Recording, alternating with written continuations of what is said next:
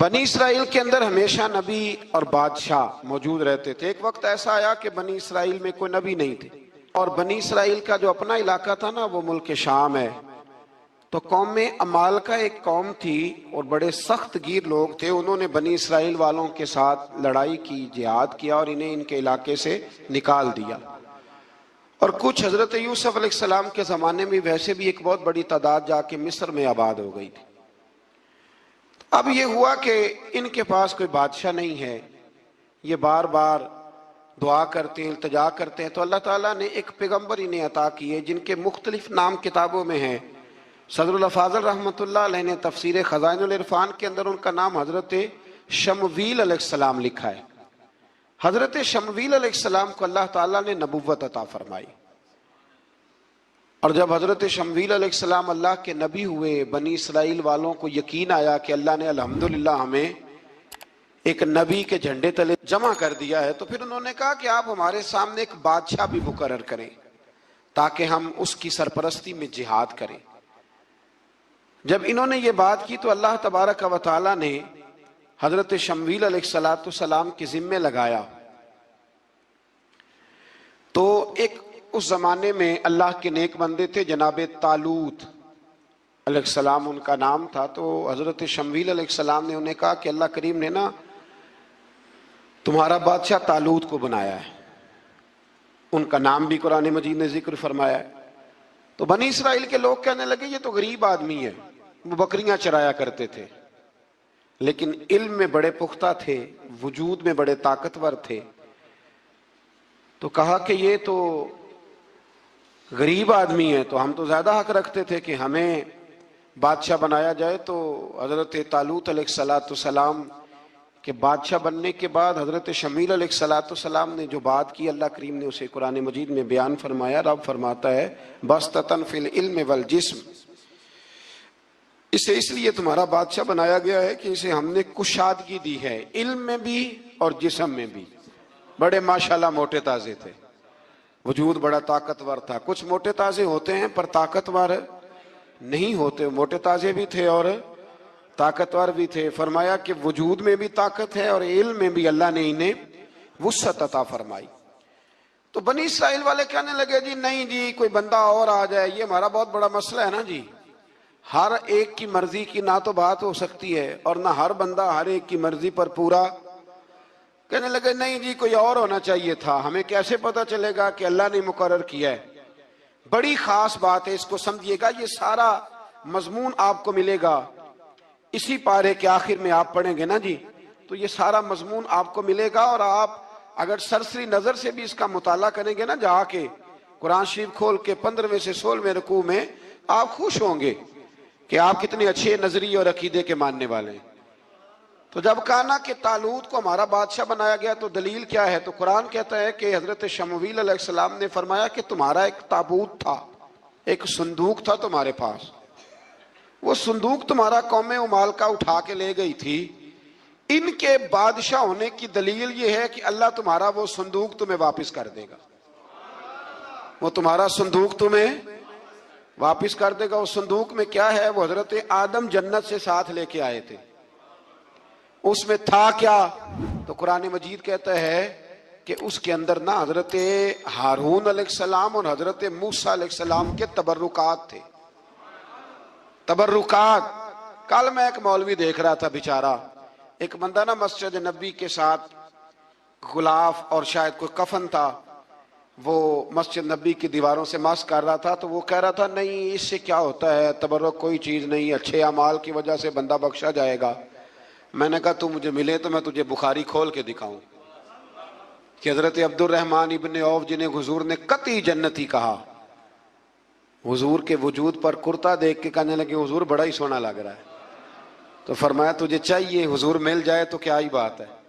نبی پاک نے عطا کیا تو صحابہ کہنے لگے عبد الرحمن آپ کو تو ضرورت نہیں تھی، آپ کے پاس تو بڑے لباس ہیں، تو یہ کرتا حضور نے قبول کر لیا، کوئی لے کے آیا اور آپ نے مانگ لیا، تو وہ رو پڑے، کہنے لگے پہننے کے لیے نہیں مانگا، یہ حضور کے جسم سے لگ گیا ہے، میں نے کفن بنانے کے لیے مانگا ہے۔ تو کہتا ہے حضور کے تبرک میں خیر کوئی نہیں۔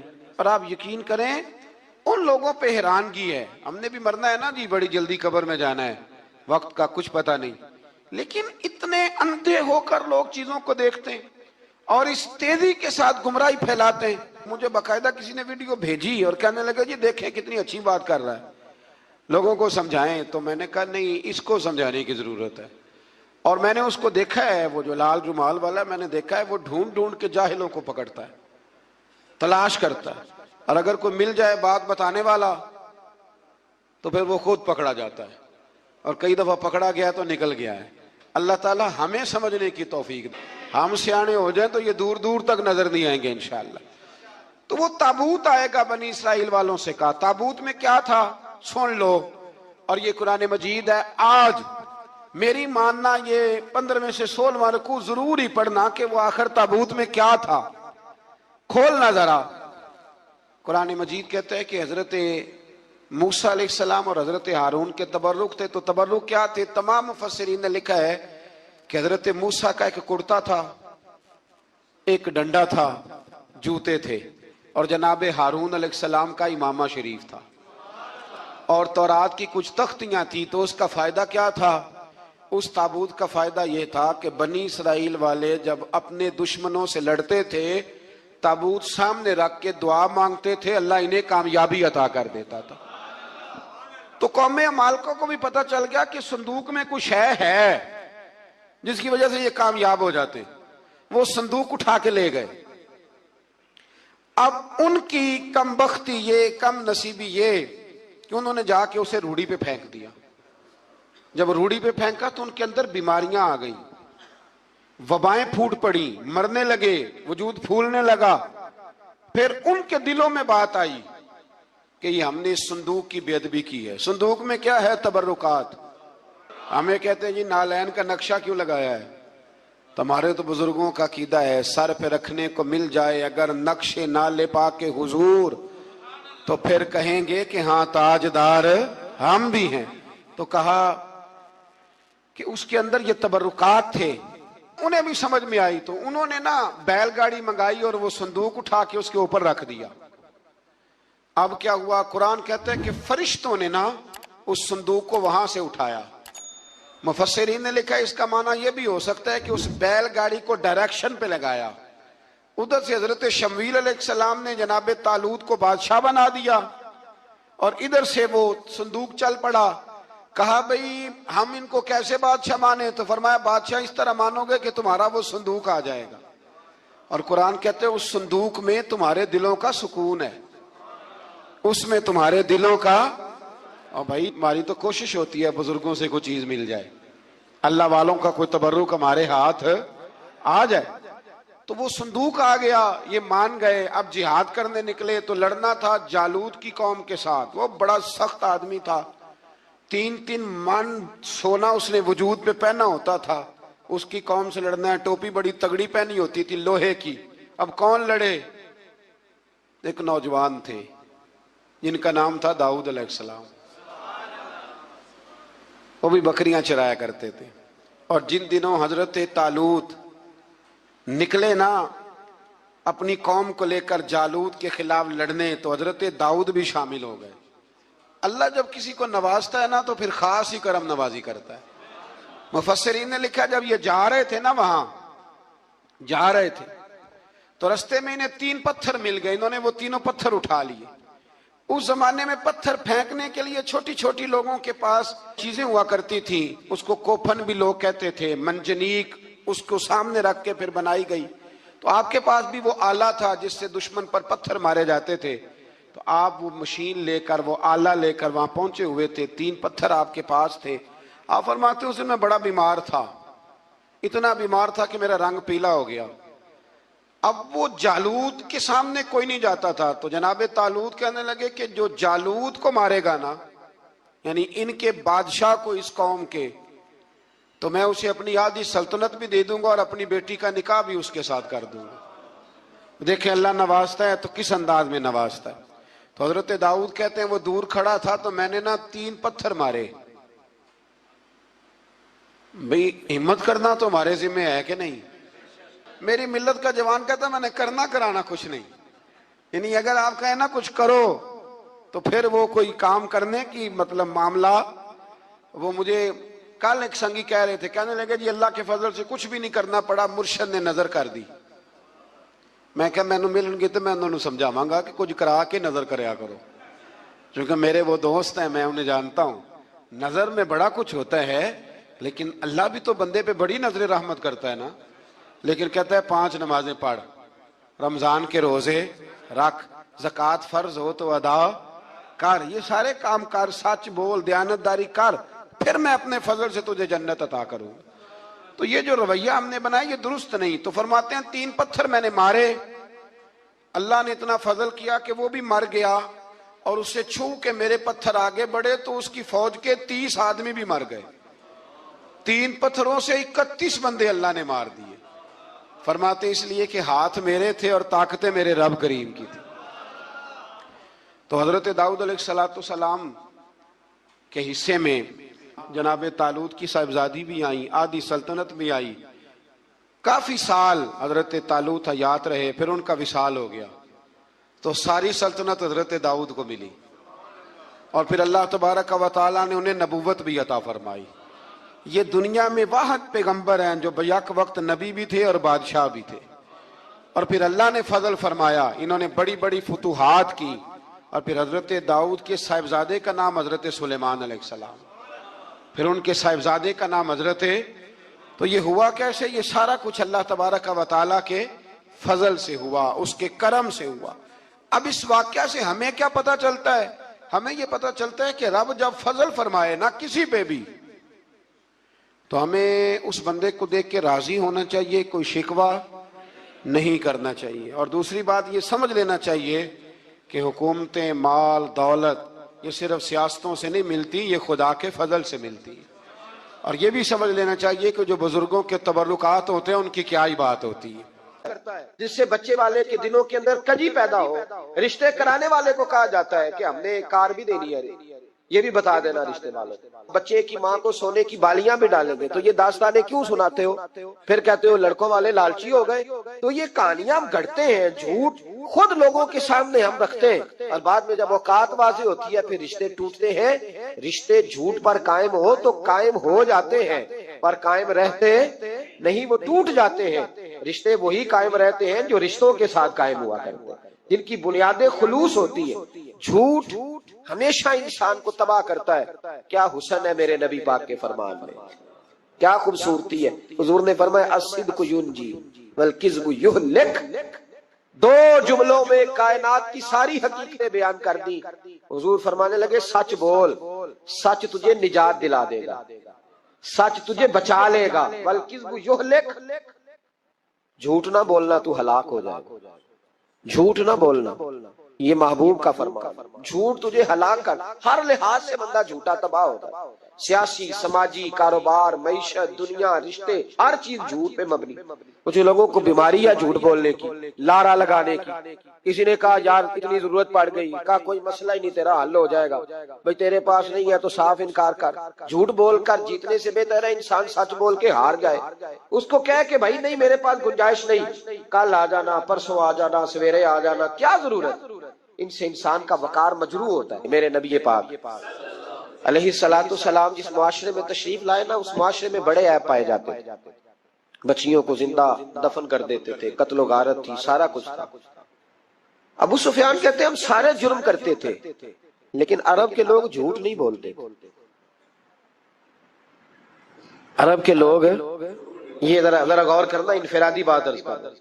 فرماتے چوری, چکاری, ظلم, بربریت سارا کچھ تھا, اور ہم سمجھتے تھے کہ جھوٹ بولنا ہمارے حسب نسب کے خلاف ہے, یہ ہماری شان مردانگی کے خلاف. ہم کہا کرتے تھے کمزور لوگ جھوٹ بولتے, بزدل لوگ جھوٹ بولتے.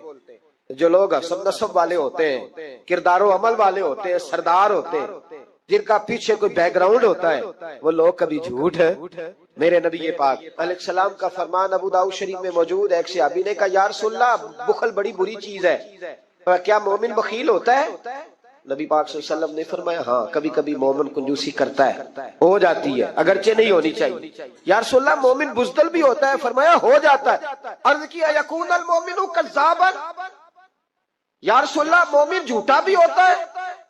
فرمایا قال لا، مومن سب کچھ ہو سکتا ہے پر مومن جھوٹا ہو سکتا، مومن جھوٹ بول سکتا، جھوٹ نہیں اس کی زبان سے نکلتا، یہ مومن کی شان ہی نہیں۔ عرب کے لوگ کہتے ہیں کہ جھوٹ ہماری مردانگی کے خلاف، ہمارے تو ملک میں جتنا بڑا جھوٹا ہوتا ہے اللہ ماشاءاللہ اتنا وہ بڑا قد کر جاتا ہے، جس کو ہمارے ملک میں لوگوں نے سیاست نام ہی جھوٹ کا سمجھا۔ ٹی وی پہ بیٹھ کر بہت بڑی جماعت کا بہت بڑا سربراہ کہتا ہے فلانا کام 6 مہینے میں ہو جائے گا، ناراض ہو گئے آپ لوگ؟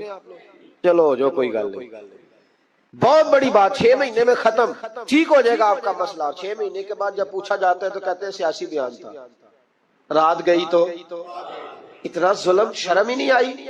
ابو سفیان کہتے ہیں کہ نبی پاک صلی اللہ علیہ وسلم کے جب کچھ صحابہ چلے گئے نا ہجرت کر کے حبشہ کی طرف، تو حبشہ کے نجاشی بادشاہ نے مسلمانوں کو بھی بلایا اور پیچھے سے جو قریش لینے گئے انہیں بھی بلایا، بات چیت ہو گئی تو اس کے دل میں خیال آیا کہ میں کسی سردار سے نہ پوچھوں بات کیا ہے۔ ابو سفیان کہتے ہیں میں تجارت کی غرض سے حبشہ گیا ہوا تھا، تو نجاشی بادشاہ کے کچھ لوگ آئے اور مجھے لے گئے، کہنے لگے بادشاہ بلاتا ہے، کہتے میں سردار تھا۔ بادشاہ نے جب بلایا تو اس نے نبی پاک علیہ السلام کے بارے میں مجھ سے سوال و جواب شروع کیے، تو میں نے وہ رٹی رٹائی گردان جو سارے پڑھا کرتے تھے وہ میں نے پڑھ دی کہ معاذ اللہ جادوگر ہے، ساحر ہے، کاہن ہے، لڑائیاں کرا دی، نیا مذہب لے آئے، معاذ اللہ وہ جو گردان عرب کے لوگوں نے، ابو جال نے، ابو لہب نے رٹی ہوئی تھی میں نے سنا دی۔ کہتے اس نے ایک سوال پوچھا، اس نے کہا چل ابو سفیان جو تو کہتا ہے ٹھیک ہی کہتا ہوگا معاذ اللہ، لیکن یہ بتا کہ کیا کبھی انہوں نے جھوٹ بھی بولا ہے؟ کیا انہوں نے کبھی، بہت بڑی بات ہے اس کو سمجھنا۔ ابو سفیان کہتے ہیں کہ میرے دل میں ایک منٹ کے لیے خیال آیا کہ میں جھوٹ بول دوں، کہہ دوں کہ وہ بولتے ہیں معاذ اللہ جھوٹ، لیکن پھر میرے اندر سے آواز آئی کہ تو قبیلے کا سردار ہے، اور جو مردانگی والے لوگ ہوتے ہیں ان کی زبانوں سے کچے جملے نہیں نکلتے، وہ جھوٹ نہیں بولتے۔ جو کسی منصب پر فائز لوگ ہوتے ہیں وہ ایسے ہی ان کی زبان ہر وقت چسکے کے لیے تھوڑا یہاں جھوٹ تھوڑا وہاں جھوٹ نہیں پھینکتی، وہ لوگ جھوٹے نہیں ہوتے۔ تو سردار ہے، تو چودھری ہے، تو سربراہ ہے، تو اہل ہے، تو منصب والا ہے، جھوٹ بولے گا؟ کہتے ہیں مجھے کہنے لگا سوچ کیا رہے ہو، بتاؤ کبھی جھوٹ بولا ہے؟ ابو سفیان کہتے ہیں میں نے فیصلہ کیا، میں نے کہا نہیں میں سردار ہو کے جھوٹ بولوں؟ کہتے ہیں میں فوراً بول پڑا، میں نے کہا وہ رشتے میں میرے بھتیجے لگتے ہیں، میرے سامنے آنکھ کھولی، میرے سامنے بچپن گزرا، میرے سامنے جوانی گزری، میرے سامنے شادی ہوئی، میں نے ان کی زندگی کے بڑے رنگ دیکھے، میں نے انہیں ماں سے بچھڑتے بھی دیکھا، دادا کی گود میں کھیلتے بھی دیکھا، پھر دادا کے جنازے پر بھی دیکھا، میں نے انہیں ہر حال میں دکھ اور سکھ میں دیکھا۔ کہنے لگا نجاشی سارے اختلاف اپنی جگہ پر میں نے اس رسول کو اس وقت بھی دیکھا جب مکے کے لوگ ہتھیلیوں پہ اٹھاتے تھے، اور آج بھی دیکھتا ہوں جب لوگوں نے پتھر اٹھائے ہوئے ہیں، میرا بھتیجا بھی ہے، میرا اپنا بھی ہے، میرا رائے کا شدید اختلاف بھی ہے، لیکن میں جھوٹ نہیں بولوں گا۔ وہ میرا بھتیجا دکھ میں ہو یا سکھ میں ہو، وہ آسانی میں ہو یا تکلیف میں ہو، امیر کے پاس بیٹھے یا غریب کے پاس بیٹھے، اس کی زبان سے جب بھی نکلتا ہے حق اور سچ ہی نکلتا ہے۔ اس نے زندگی میں کبھی جھوٹ بولا؟ اسیر دشمن کی چاہ میں بھی، مخالفوں کی نگاہ میں بھی امی ہے، صادق ہے، معتبر ہے، میرا پیغمبر عظیم تر ہے، میرا پیغمبر عظیم تر ہے۔ کہا ان کی زبان سے کبھی جھوٹ نکلا؟ کبھی نہیں نکلا ان کی زبان سے جھوٹ۔ تو کہتے اب نجاشی نے فیصلہ سنایا، نجاشی نے بات کی، فیصلہ سنایا تو کمال کر دی۔ کیا بات کی نجاشی نے؟ کہنے لگا ابو سفیان پھر تم کس طرح کہتے ہو کہ ان کا دین سچا نہیں؟ کہنے لگے جو بندوں کے معاملے میں جھوٹ نہیں بولتا وہ رب کے معاملے میں کیسے بولے گا؟ جو بندوں کے معاملات میں جھوٹ نہیں بولتا ان سے یہ توقع کیسے رکھتے ہو کہ وہ اللہ کے معاملے میں جھوٹ بولیں گے؟ فرمایا مان کیوں نہیں جاتے کہ اگر وہ بندوں کے حق میں سچے ہیں تو اللہ کے پیغام کے حق میں بھی سچے۔ سچائیاں حسن ہے، سچائی حسن ہے، سچائی ایک خوبصورتی ہے، سچائی تیرا وقار ہے۔ دیکھیں نا تیرے جملوں کے لوگ قیدی ہو گئے، اور جب ٹٹول کے دیکھا تو اندر سے تو کچھ اور نکل آیا، کل تو کچھ کہہ رہا تھا، سویرے اٹھ کے تو کچھ کہہ رہا ہے، تیرے لفظ کچھ ہے، تیرا رویہ کچھ اور ہے۔ زندگی میں یاد رکھنا کسی بڑے کی خوشامد کر کے کبھی اسے محبت نہ ڈالنا۔ جھوٹ بولتے ہیں ہم لوگ، अपना हुलिया हमने सदाकतों के बादशाहों जैसा बनाया होता है, लेकिन हमारे लफ्जों में झूठ होता है, हमारे लबो लहजे के अंदर ये कराहत होती है। हजरत बायजीद बुस्तामी फरमाया करते थे, जो जुबान का सच्चा नहीं होता उसको कभी मार्फत का नूर नसीब नहीं होता, चाहे 2000 जुब्बा डाल के बैठ जाए। मार्फत का नूर उसे मिलता है जिसकी जुबान पर हक और सच होता है। याद रखना, सच्चाई इतनी बड़ी दौलत है। इमाम फखरुद्दीन राजी रहमतुल्लाह ताला ने एक बड़ी प्यारी हदीस लिखी है। कहते हैं नबी पाक सल्लल्लाहु अलैहि वसल्लम के पास एक शख्स आया, उसने कहा या रसूलल्लाह मैंने कलमा पढ़ना है पर 4 चीजें हैं जो मुझसे छूटती नहीं और आप उनको हराम कहते हैं, तो हुजूर आप हुक्म करें क्या करूं? फरमाया चल तू बोल वो क्या है? कहने लगा जी मैं शराब का भी आदी हूं। माज़अल्लाह, बोलिए अस्तगफिरुल्लाह, सारे बोलिए मैं शराब का आदी हूं, मुझसे छूटती नहीं। और फिर कहने लगे मैं चोरी का भी आदी हूं, जाती नहीं। और तीसरी बात ये कि मैं माज़अल्लाह सुम्मा माज़अल्लाह जिना का भी आदी हूं। और चौथी मेरे अंदर बीमारी है कि मैं झूठ बहुत बोलता हूं, यादें छूटती नहीं। मैं इनके होते हुए कलमा कैसे पढ़ूं? आपके दीन में ये शदीद बुरी चीजें और मुझसे छूटती नहीं, तो क्या हुक्म है? मेरे महबूब अलैहिस्सलाम को अल्लाह ने बड़ी हिकमत अता फरमाई, बड़ा नवाजा है नबी पाक। हुजूर ने बड़े खूबसूरत जुमले कहे, फरमाया को सौदा कर ले मेरे साथ। अर्ज की हुजूर हुक्म, फरमाया चारों में से एक छोड़ दे, कलमा पढ़ ले, सौदा कर ले। कहा हुजूर हुक्म करे कौन सी? सहाबा कहते हैं अब हम घूम रहे थे कि ये क्या बात है, चारों चीजें हराम करती हैं। हुजूर कहते एक छोड़ दे, मैं एक वादा कर। कहा या रसूलल्लाह हुक्म करे। तो सहाबा कहते हैं अब जब हुजूर ने कहा एक छोड़ दे तो हम फिर तज्जिया कर रहे थे कि शराब बड़ी गंदी है, जिना बड़ा गंद है, चोरी किसी के हक में डाका है, जुल्म है। लेकिन मेरे नबी पाक अलैहिस्सलातु सलाम ने क्या खूबसूरत फरमाया, फरमाया चल तू झूठ छोड़ दे। क्या छोड़ दे? अल्लाहु अकबर। फरमाया झूठ छोड़ दे। अर्ज की बाकी, फरमाया बाकी अल्लाह फजल करने वाला है, तू झूठ छोड़ दे। अब लोग कहते हैं कि हम हैरान थे कि इतनी गंदी चीजें, शराब भी, जिना भी, चोरी भी, और हुजूर ने सिर्फ झूठ छुड़वाया है। वो सरदार कहता है मैं घर गया, शराब की बोतल पे हाथ डालने लगा, दिल में ख्याल आया शराब पी के सहाबा के मजमे में जाऊंगा, तो अगर किसी सहाबी ने पूछा कि तूने शराब पी है, झूठ बोलूंगा तो नबी पाक के वादे का क्या बनेगा, और सच बोलूंगा तो उस महफिल नूर में बैठूंगा कैसे शराब पी के? कहते 2-3 दफा हाथ बढ़ाया पर मजा नहीं आया, मैंने पटखी दीवार के साथ बोतल, मैंने कहा ये तो गई, ये नहीं पीऊंगा आज के बाद। कहते फिर मैं बाहर निकला उस औरत के पास रात गुजारने जहां मुंह काला करना था। कहते जब पहुंचा तो उसने पहला सवाल पूछा, कहने लगी सुना है तू कलमा पढ़ गया है? कहते बस वजूद चकनाचूर हो गया। ओ मेरे दोस्तों, लोग पूछते तो है ना तू किसका बेटा? हाँ ओ संगियो, लोग पूछ लेते हैं तू किस उस्ताद का शागिर्द है। और यारो याद रखो, तेरा हुलिया देख के लोग पूछते हैं तू किस मुर्शद का मुरीद है। याद रख, अपने लिए ना सही किसी की इज्जत के लिए सही, अपने लिए ना सही किसी की इज्जत के लिए, तू किसी के लिए ही बदल जा यार, तू किसी का ही ख्याल कर जा, चल किसी और के लिए अपने आप को तब्दील कर जा। अपने लिए ना सही देख, तू किसी और के लिए ही बदल जा। अब तेरी किसी और से भी निस्बत है, लोग किसी और के साथ तुझे मंसूब करते हैं, उनका दीवाना हूँ, उनका मजजूब हूँ। क्या ये कम है कि मैं उनसे मंसूब हूँ? कहा उस बीबी ने, कहने लगी सुना है तू कलमा पढ़ गया है? कहते बिजलियां दौड़ गई। मैंने कहा अगर झूठ बोलूं तो हुजूर के वादे का क्या बनेगा? महबूब ने कहा झूठ नहीं बोलना, अगर सच बोलूं तो फिर इसके करीब कैसे जाऊं? कहते वहां से भी लौट आया। अब मेरी जिना की आदत भी गई। अगली शाम हुई तो सामने माल पड़ा था एक आदमी का, वो आदमी काफिल था, उस पे हाथ डालने लगा तो दिल में ख्याल आया ये सवेरे तफ्तीश भी करेगा।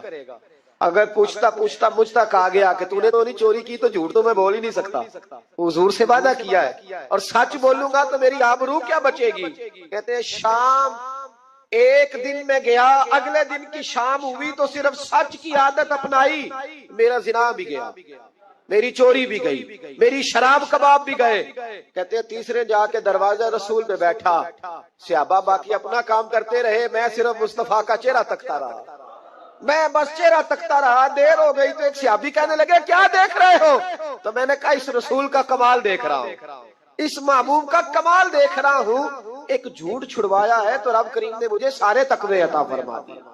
یہاں تو جھوٹ کے پلندے پیروں نے ڈیوٹیاں لگائی ہوئی ہیں مریدوں کی، جاؤ کرامتے بیان کرو، سناؤ، فیس بک پہ دو، جیڑے محرم راز حقیقت دے اور راز حقیقت کھول دے. نہیں اے جنہ ویکھیا نہیں او کرن گلاں، جنہ ویکھ لیا او تے بول دے ہی نہیں. یہ جھوٹ کا پلندہ لے کر کے تو پھر رہا ہے، اس کو سنبھال کے رکھ. سچائی انسان کو جوان رکھتی ہے، سچائی آدمی کو بڑا کرتی ہے، سچائی اس کے رشتے قائم رکھتی ہے. میرے نبی کریم علیہ السلام نے سچ کا درس دیا، سچی بات کا حکم کہا، فرمایا سچ بولو. حضرت مالک بن دینار رحمت اللہ علیہ ارشاد فرمایا کرتے تھے کہ سچائی اتنی بڑی چیز ہے کہ سچائی کو تو آگ نہیں جلاتی. فرمایا کرتے تھے سچائی کو تو مٹی نہیں کھاتی. فرمایا کرتے تھے سچائی کو تو دریا نہیں ڈبوتا. لوگوں نے پوچھا دلیل، فرمانے لگے میرا ایک دہریے سے مناظرہ ہو گیا، لوگ بہت سارے اکٹھے ہو گئے، جب بات ذرا آگے بڑھی تو دہریہ مانتا نہیں تھا، میں دلائل دیتا، وہ بھی مجھے دیتا. سادے لوگ بول پڑے، کہنے لگے حضرت جی ہم تھک گئے ہیں سن کے، رزلٹ بھی نکالے. تو فرماتے میں نے دہریے سے کہا چل رزلٹ نکال لیتے ہیں. آگ جلاتے ہیں، دونوں ہاتھ ڈالتے ہیں، جو سچا ہوگا بچ جائے گا، جو سچا ہوگا. فرماتے تھے سچائی کو آگ بھی نہیں جلاتی، جو سچا ہوگا بچ جائے گا اور جو جھوٹا ہوگا جل جائے گا. فرماتے ہیں آگ جلا لی. اب میں نے اسے کہا چل ہاتھ ڈال، تو وہ جھوٹا تھا، جھوٹ کے پیر کوئی نہیں ہوتے، وہ ہاتھ ہی نہیں آگے کرتا، ہاتھ ہی نہیں بڑھاتا. کہتے میں نے زبردستی پکڑ کے اس کا ہاتھ آگ میں کیا، کئی دیر تک آگ میں رکھا، نہ اس کا جلا نہ میرا جلا. کہتے باہر نکلا، لوگوں نے شور کر دیا یہ کیا ہے؟ میں نے عرض کی مولانا اس کا جلا نہ میرا. فرماتے عاطف غیب سے ندا آئی، مالک بن دینار سچے کے ہاتھ میں بھی جس کا ہاتھ ہو ہم اس کا بھی نہیں جلایا کرتے. سچے کے ہاتھ میں بھی جس کا ہاتھ ہو ہم اس کا بھی.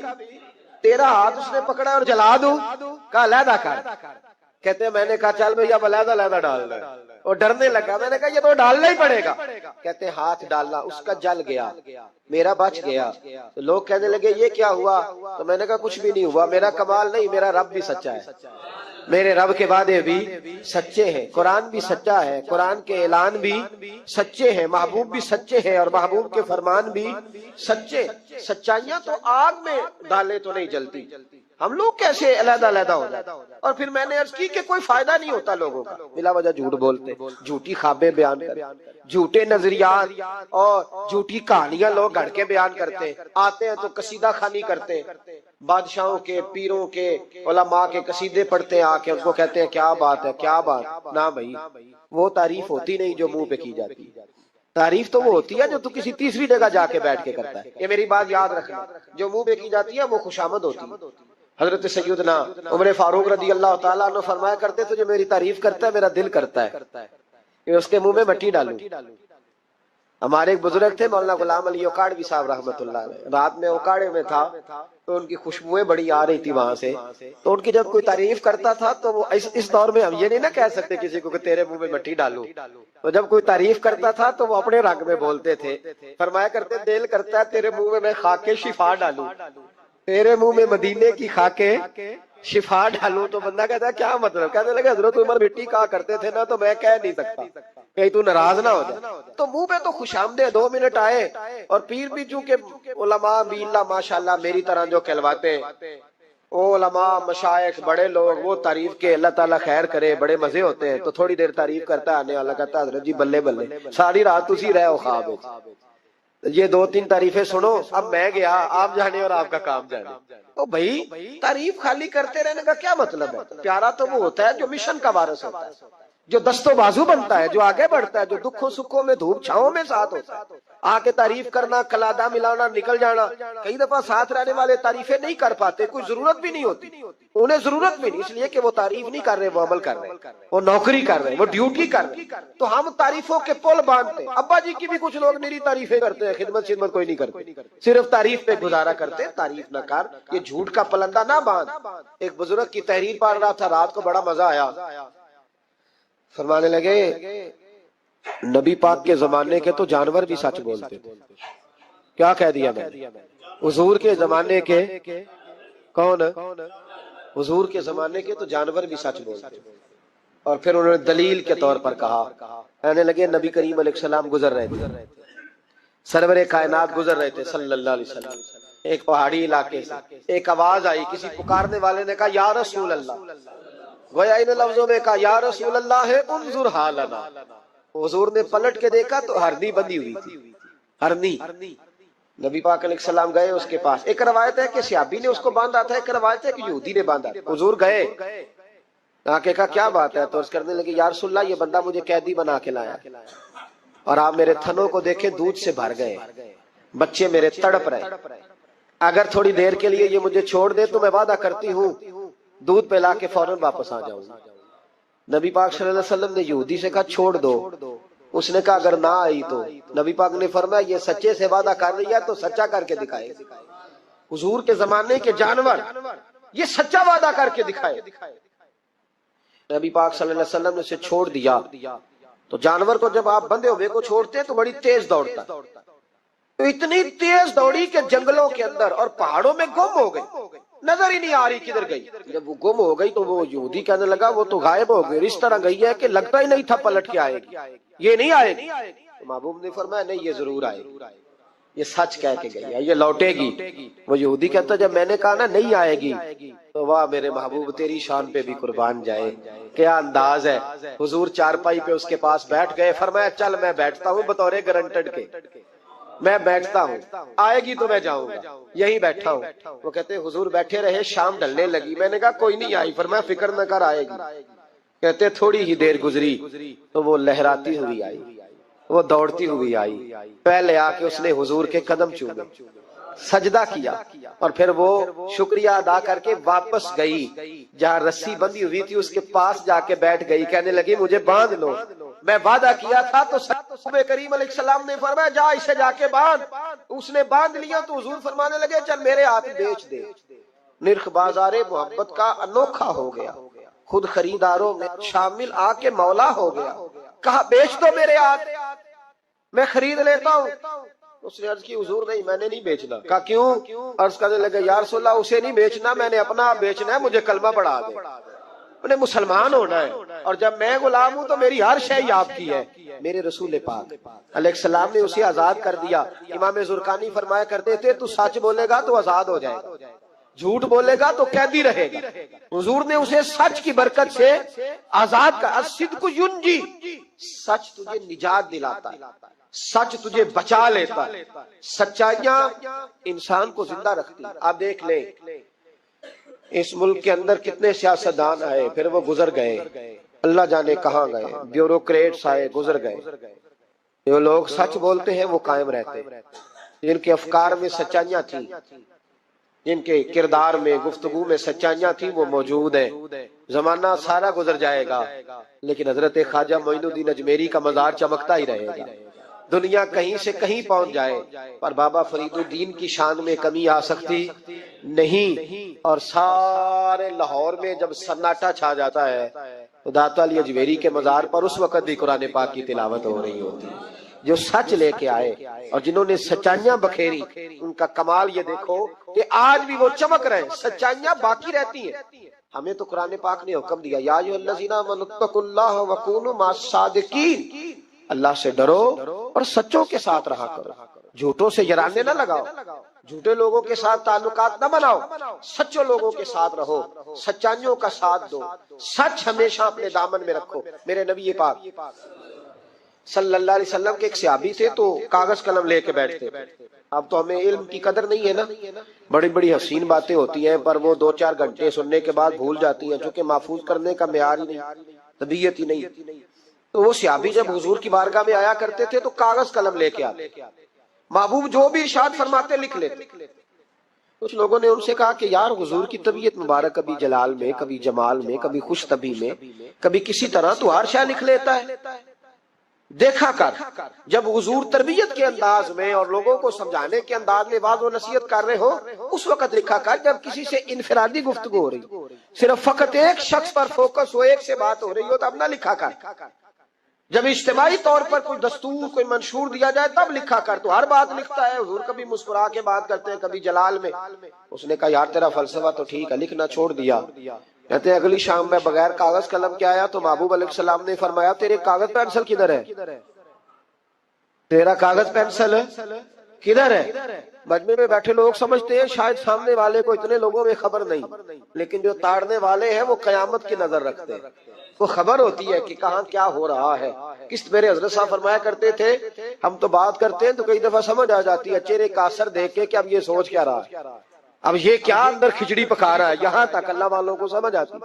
کہتے ہیں نبی پاک علیہ السلام نے جب پوچھا نا کاغذ قلم کہاں ہے تو میرے آنسو ہی نکل گئے۔ میں نے کہا اس کا مطلب ہے کہ میرے محبوب کی مجھ پہ نظر رہتی ہے کہ یہ اس حال میں آتا ہے، کس طرح آ کے بیٹھتا ہے، کیا اس کا انداز ہے، حضور کو پتا ہے۔ فرماتے ہیں میں رو پڑا، کاغذ قلم کدھر ہے؟ عرض کی یا رسول اللہ صلی اللہ علیہ وسلم، کچھ لوگوں نے کہا تھا کہ حضور کبھی جلال میں، کبھی جمال میں، کبھی انفرادی گفتگو کرتے ہیں تو ہر شے لکھتا ہے، خاص خاص موقع کے وعظ و نصیحت لکھا کر۔ تو فرماتے ہیں میرے نبی پاک علیہ الصلوۃ والسلام نے فرمایا اکتب اکتب اکتب، تو لکھا کر لکھا کر لکھا کر، میں کسی حال میں بھی ہوں، کسی رنگ میں بھی ہوں، کسی موقع پر بھی ہوں، میرے منہ سے جو بھی نکلتا ہے حق اور سچ ہی نکلتا ہے۔ جتنی دولت اور شہرت کی محبت انسان کے باطن میں تباہی کرتی ہے۔ یہ چیزیں ہمیں جکڑ رہی ہیں تیزی سے، شہرت، اقتدار، چاہا جانا، گلی کا نام میرے نام پہ ہو جائے، محلے کا نام میرے نام پہ ہو جائے، برادری کا بڑا مجھے مان لیا جائے، فلانی شے میری، میں یہ ہوتا ہوں، میں وہ ہوتا ہوں۔ بھائی ان چیزوں کی تو جگہ ہی نہیں تھی تیرے دل میں، یہ کدھر سے آ گئیں؟ تیرے دل میں تو تیرے لیے تو نسخہ یہ تجویز کیا گیا تھا کہ تیری جان سے بھی زیادہ قریب رسول پاک ہے۔ تجھے تو صبح سے شام تک دیکھنا تھا کہ تو نے محبوب کی نعت کتنی پڑھی ہے، تو نے تو دیکھنا تھا دل میں تڑپ کتنی ہے رسول پاک کے لیے، حضور کی سنت کا، شریعت کا پاس کتنا ہے۔ صبح سے شام تک تو نے تو یہ سوچنا تھا کہ میں خدمت دین متین میں اپنا کردار کتنا ادا کر سکوں۔ تجھے زندہ رکھنا ہے، تیری روح کو اگر بچنا ہے تو وہ نبی پاک کی محبت سے بچے گی۔ مرکزی نقطہ فاضل بریلوی نے سمجھایا ہے ایمان کا، مرکزی نقطہ۔ سب لوگ کہتے ہیں دنیا میں صبح شام دعائیں مانگی جاتی ہیں، یا اللہ با ایمان لے جانا، یا اللہ با ایمان لے جانا، یا اللہ با ایمان لے جانا، اللہ ایمان پہ خاتمہ کرنا۔ تو اعلیٰ حضرت فرماتے ہیں مجھے تو خاتمہ بالخیر کا پتہ بھی چل گیا کیسے ہوتا ہے۔ حضور کس طرح ہوتا ہے؟ فرماتے ہیں انہیں جانا انہیں مانا، نہ رکھا غیر سے کام۔ اس پر ایک نتیجہ مرتب ہوا ہے، وہ بھی اگلے مصرے میں بیان کرتے ہیں۔ فرماتے ہیں کہ انہیں جانا اور انہیں مانا، پھر نہ رکھا غیر سے کام، تو نتیجہ کیا نکلا؟ للہ الحمد، میں دنیا سے مسلمان گیا، پھر شکر ہے اللہ کا میرا ایمان سلامت رہا۔ ہم اگر اپنے دل کو اس محبت میں لے آئیں گے نا میرے بھائی، تو پھر نہ رکھا غیر سے کام۔ میں آپ کو یقین سے بتاتا ہوں، یہ بس کر دیں جی ڈرون شرون، ہمارا کیا لینا دینا ان چکروں سے، اللہ ہم کو جزائے خیر عطا فرمائے۔ ہم تو آپ سے بات کرنے آئے ہیں اور آپ بات سننے آئے ہیں، اللہ خیر فرمائے۔ کسی درویش کا آئینہ ٹوٹ گیا تھا تو کہا جناب آئینہ ٹوٹ گیا ہے، فرمانے لگے چلو شکر ہے اپنا آپ دیکھنے سے جان تو چھوٹی، اپنا آپ ہی دیکھتے رہتے تھے۔ گھر سے آئینہ دیکھنا بری بات نہیں، لیکن صرف اپنا آپ ہی دیکھتے رہنا اور ہر وقت دیکھتے رہنا، خدا مجھے ایسی خدائی نہ دے کہ اپنے سوا کچھ دکھائی نہ دے، یہ بھی کوئی اتنا ٹھیک مسئلہ نہیں۔ آپ غور فرمائے، کیا عرض کرنا چاہتا ہوں آپ کی خدمت میں میرے عزیز، ایک تو اگر میں بڑی سمجھداری سے اور بڑے غور سے اور بڑی توجہ سے آپ کو یہ بات سمجھانا چاہتا ہوں کہ اگر حضور سے پیار کرو گے نا تو یہ جتنی دولتوں کی اور شہرتوں کی محبت دل میں آتی ہے یہ خود بخود نکل جائے گی، خود بخود نکل جائے گی، آسانی ہو جائے گی، جینا آسان ہو جائے گا۔ دوسری بات آپ کی خدمت میں عرض کروں، ہم نہ تازہ دم نہیں رہتے، ہم پریشان رہتے ہیں، ہم بور ہوتے ہیں، ہماری طبیعتیں بعض اوقات جلد بازی کرتی ہیں، ہم بعض اوقات الجھ جاتے ہیں، قرار تلاش کرتے ہیں۔ اس قرار کو تلاش کرنے کے لیے پھر بعض لوگ الٹی سیدھی موویز دیکھتے ہیں، بعض لوگوں کا خیال ہے کہ شاید میں کوئی لطیفہ سنوں گا تو معاملہ ٹھیک، اور پھر اس کا نتیجہ بھی نکلا ہے لطیفے سننے کا۔ اب لطیفے سنانا بھی اتنا بڑا کام ہو گیا ہے کہ مولوی ہے پگڑی داڑھی والا لیکن اس کے نام کے نیچے لکھا ہے فنی مولوی. خدا کے بندے یہ سنجیدہ اسٹیج ہے، دین دار لوگوں کا کرنے کا کام ہے، آپ کیا کر رہے ہیں؟ مولوی بھی فنی ہوتا ہے، 6 معنی دار کہ ہمارا مزاج تھا ہر چیز شغل میلہ، ہر چیز ہنسنا الجھنا. میرے عزیز، ہم چونکہ سکون چاہتے تھے، کچھ نے ادھر ادھر کی مووی دیکھ لی، کچھ نے ہنس لیا، کچھ سیر کو چلے گئے، کچھ کا خیال تھا کھانے کھا لیں گے تو سکون آ جائے گا. یاد رکھنا ان چیزوں میں سکون نہیں ہے، ان میں تو آپ الجھتے جائیں گے. مزید تو سکون کہاں ہے، قرار کہاں ہے؟ اب کبھی صحابہ کی زندگیاں دیکھیں نا، حالات جس طرح کے بھی تھے نا، ان کو جو سکون ملتا تھا وہ رخ مصطفیٰ سے ملتا تھا. ان کی طبیعت پوری لگ گئی تھی کہ حضور علیہ الصلوۃ والسلام کی جو یادیں ہیں وہ دل کو تازہ کرتی. ان کا خیال تھا کہ بہار اگر کسی چیز کا نام ہے تو وہ ذکر مصطفیٰ ہے، یاد مصطفیٰ ہے اور دیدار مصطفیٰ ہے.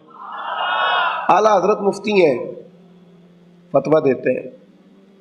اعلیٰ حضرت مفسر قرآن ہے، کنز الایمان بذات خود ایک تفسیر ہے، ترجمہ ہی تفسیری ہے. اعلیٰ حضرت محدث ہیں. وہ جب احادیث مبارکہ کا حوالہ دیتے ہیں تو یوں لگتا ہے کہ جیسے بڑی گہری نظر ہے ان کی، راویان حدیث پر بھی، اصول پر بھی، اور حافظہ بھی مضبوط ہے حفظ حدیث کے لحاظ. ساری چیزیں ان کے پاس تھیں، لیکن وہ پتہ کیا کہتے تھے؟ کہتے تھے یہ جو میرا دل چمکدار ہے نا، اور یہ جو میری طبیعت ہلکی پھلکی ہے، اس کی وجہ یہ ہے کہ ان کی مہک نے دل کے غنچے کھلا دیے. یہ میں نہیں آپ کو تقریر سنا رہا، میں تو جذبات کا اظہار کر رہا ہوں. ان کی مہک نے دل کے غنچے کھلا دیے ہیں. تو کیوں غنچے کھلا دیے؟ کہتے میرے نبی کا کمال یہ ہے کہ وہ جس راہ چل دیے ہیں کوچے بسا دیے. وہ جس راہ بھی چل دیے ہیں کوچے، حضور پر تھوڑا گزر جائے تو کام ہو جاتا ہے. قرار، سکون، سارے دکھ مٹ جائیں گے اگر دل حضور سے لگا لو گے، اگر محبتوں کا مرکز رسول پاک کو بنا لو گے. آپ دیکھیں احد کے میدان کے اندر کافر نے ایک بڑی عجیب سازش کی مسلمانوں کو پریشان کرنے کے لیے. اور بھئی آپ لوگوں کی وجہ سے اگر اتنے لوگ تکلیف میں ہیں تو آپ کو سمجھ جلدی سے بیٹھ جائیں جی، جلدی سے جی، فیصلہ کرنے میں اتنی دیر، اللہ آپ کو سلامت رکھے، بیٹھ جائیں جی. اب آپ کھڑے ہیں جناب، آپ بھی بیٹھ جائیں، اللہ آپ کو برکت عطا فرمائے. اچھا ایک بندہ محفل میں کھڑا ہو جاتا ہے موبائل لے کے، اللہ انہوں سمجھنا چاہیے کہ باقی سارے کل بھی ہیں موبائل. خدا کے بندے آپ کی وجہ سے اتنے لوگ پیچھے اگر پریشان ہیں تو آپ کو سمجھنا چاہیے اس چیز کو. اللہ تعالیٰ آپ سب کو ہنستا اور مسکراتا رکھے. نبی پاک کی ذات سے جب آپ کی کامل وابستگی ہو جائے گی نا تو حضور کی ذات والا کا پیار، اور پیار لاروں والا نہیں ہونا چاہیے خالی کالی جل سے محفل میں اور مائے کا ہاتھ میں آیا تو عشق کا دعویٰ تگڑا، خالی اس طرح نہیں، تنہائی میں بھی تو روئے حضور کی بارگاہ میں. ایک محفل میں ایک دفعہ حاضر تھا تو ایک نعت خواں بچہ میرے پاس آیا، کہنے لگا جی میری سفارش کر دیو، میں بھی حضور دی بارگاہ چ حاضری لوانی ہے. میں کہ پتر تو گھر جا کے پڑھ لے، اتنے بھی حاضری لگ جائے گی کہ 4000 بندہ چاہیے حاضری لوان لی. حضور کی بارگاہ میں تو جہاں بیٹھ کے بھی پڑھے حاضری لگ جاتی ہے. اس کے لیے کیا ساج سمر کے مجلس ہی فقط ہو تو حاضری لگتی ہے؟ یہ بھی اعلیٰ حاضری ہے، پر وہ تو واللہ وہ سن لیں گے اور فریاد کو پہنچیں گے ہم. بس اتنا تو ہو کوئی فریاد کرے دل سے، تو بات تو دل سے کر. آپ کی جب کامل وابستگی حضور سے ہو جائے گی نا تو یہ غربتوں کا ڈر، یہ پریشانیاں، یہ آزمائشیں، ایک جگہ رونا نہیں رویا حضرت بلال نے کبھی اپنی غریبی کا، ایک جگہ پریشان نہیں ہوئے کبھی حضرت سلمان فارسی کے میں پردیسی ہوں، ایک جگہ بھی کبھی جناب صہیب رومی کو تکلیف نہیں ہوئی. کیوں بلا؟ اس لیے کہ حضور کی محبت ایسی دوا ہے جو ہر بیماری سے شفا عطا کر دیتی ہے. احد کے میدان میں کافروں نے ایک چال چلی تھی. ان کو پتا تھا کہ کون سی بات مسلمانوں کو زیادہ پریشان کر سکتی. انہوں نے ایک افواہ پھیلا دی تھی کہ معاذ اللہ حضور کو شہید کر دیا گیا. اس کی وجہ سے شدید پریشان ہوئے صحابہ، اور جنگ کے جو نتائج برعکس آئے اس کی بڑی وجہ یہ افواہ بھی بنی. अब सहाबा बड़े परेशान थे, हुजूर शहीद हो गए। कुछ लोग ना मैदान उहद से जब वापिस आ रहे थे ना, जंग खत्म होने के बाद, एक खातून जा रही थी मैदान जंग की जानिब। औरतें अपने मिजाज के लिहाज से कमजोर होती हैं कल्बी तौर पर, और बड़ी खूबसूरत बात लिखी है उलमा ने, कहते हैं औरत के दिल में दर्द ज्यादा होता है ना, प्यार ज्यादा होता है, और ये जो वो कमजोर वाकया हुआ इसे ऐब ना समझो। इसीलिए तो अल्लाह ने बच्चे को पालने का जिम्मा उसका लगाया है कि वो शफकत ज्यादा रखती है, मोहब्बत ज्यादा रखती है, दर्द दिल ज्यादा रखती है। इसलिए जिस दर्द से वो बच्चे को पाल लेती है ना, मेरा बेटा एक दिन घर में कुछ पका हुआ था, उसकी अम्मा कहने लगी खाना खाओ, कहता है मैं नहीं खाना। ਉਹਦੀ अम्मा कहती मैं बड़ा जोर लाया, बड़ी मेहनत की, बड़ी गर्मी च पकाया, अज तो यही खाना पैना है। कहने लगा मैं नहीं खाना, मैं आराम से खाना खा रहा हूँ। अब वो माँ बेटा बहस कर रहे हैं। थोड़ी देर गुजर गई तो मैनू कहती तुसी क्यों नहीं बोलते? मैं क्या मैनू पता है किन्ने जितना है, थोड़ी देर बाद खलो जाओ, मैनू पता किन्ने जितना है। वो बच्चा उठ के अंदर चला गया, कहने लगा मैं नहीं खाता, तुसी खाओ। वो फिर 5 मिनट लंघे तो वो पकाना शुरू करता जो बच्चा कह रहा है। तो मैं क्या मैंने तो पता है ना इसका नतीजा की है, तो इस बहस में जाने की ज़रूरत है, इसलिए कि माँ औलाद के सामने हमेशा ही हार जाती है। या नबी सलाम अलैका, या रसूल सलाम अलैका, या हबीब सलाम अलैका, सलावतुल्लाह अलैका। आपका तशरीफ लाना वक्त भी कितना सुहाना, जगमगा उठा जमाना, पूरे गाती थी तराना। या नबी सलाम अलैका, या रसूल सलाम अलैका। जान कर काफी सहारा ले लिया है दर तुम्हारा, खल्क के वारिस खुदारा, लो सलाम आका हमारा। या नबी सलाम अलैका, या रसूल सलाम अलैका। पूरी या रब ये दुआ कर, हम दरे मौला पर जाकर, पहले तू नाते सुना कर, ये पढ़े सर को झुका कर। या नबी सलाम अलैका, या रसूल सलाम अलैका। बख्श दो मेरी खताएं, दूर हो गम की घटाएं, भेज दो अपनी अताएं, वजद में हम यूं सुनाए। या नबी सलाम अलैका, या रसूल सलाम अलैका, या हबीब सलाम अलैका, सलावतुल्लाह अलैका।